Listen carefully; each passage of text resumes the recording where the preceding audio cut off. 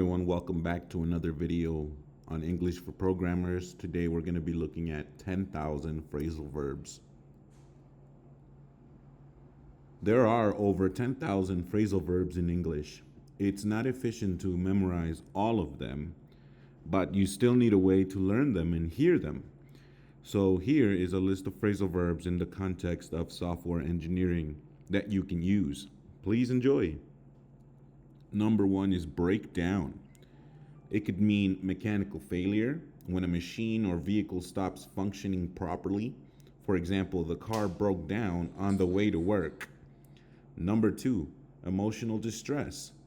Breakdown can also mean when a person becomes very upset and unable to function normally, often crying. For example, she broke down in tears after hearing the bad news. It can also mean in an analytical context to separate something into simpler parts for better understanding. For example, let's break down the problem into smaller steps. Number two is give in. When you give in, you yield or surrender.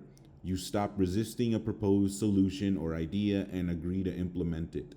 For example, after a long debate about the design pattern, the team finally gave in to using the singleton pattern for this project. It can mean to submit your work, to hand in code, documentation, or other work-related tasks. For example, make sure to give in your code review by the end of the day. It can also mean collapse or break down. When a system or component fails under stress or load, it can mean that it gave in. For example, the server gave in under the heavy load of simultaneous user requests during the product launch. Number three, slack off. It means to reduce effort or productivity. When someone becomes less productive, they are slacking off, or they stop working as hard as they should. For example, the project was delayed because a few team members started to slack off after the initial milestone was reached. Number two, neglect responsibilities. When someone neglects their duties or responsibilities, they are slacking off. For example, if you slack off on writing unit tests, the quality of the code base will suffer. Number three, procrastinate. When someone delays or postpones their tasks, they are also slacking off. For example, we can't afford to slack off on addressing these critical bugs or our release date will be at risk. Number four, wind down. Gradually end or relax. When the pace of work slows down towards the end of a project or task, you are usually winding down. For example, as the release date approaches, we can start to wind down the development phase and focus more on testing and documentation. Number two, reduce intensity or activity. When the intensity of a process or activity is gradually reduced. For example, after the major features were implemented, the team began to wind down the sprint, focusing on minor bugs, fixes, and improvements. Or number three, prepare for shutdown. When a system or application is being prepared for a controlled shutdown or transition. For example, the legacy system will be gradually wound down as we migrate to the new platform.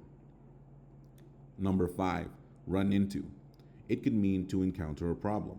We ran into the compatibility issue with the latest version of the library.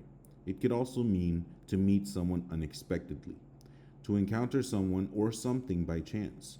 For example, I ran into an old colleague at the tech conference. Number three, collide with, to crash or bump into something.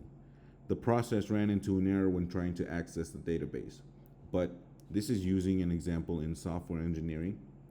As you can see in the image, it can also mean to crash into something. Number six is carry out. It means to execute a task, to perform or complete a task or any process. For example, we need to carry out a series of tests before the release. It can mean implement, to put into action or practice. For example, the team carried out the new security protocol successfully. Number three, it can mean conduct, to perform an activity or process, often systematically. For example, the engineers carried out a thorough code review before merging the branches. And finally, number seven, take into account. It means to take into account, to consider in planning or certain factors or details when making plans or decisions. For example, when designing the new feature, we need to take into account the feedback from the user's testing sessions. It could mean to incorporate requirements, to include specific requirements or constraints in a project. For example, the development team must take into account the security guidelines provided by the compliance team. Number 3, it could mean to acknowledge your limitations, to recognize and consider limitations or potential issues. For example, we should take into account the performance limitations of the older hardware when deploying the software update. Thank yourself for watching this video, and if you liked it, please subscribe. Thank you very much.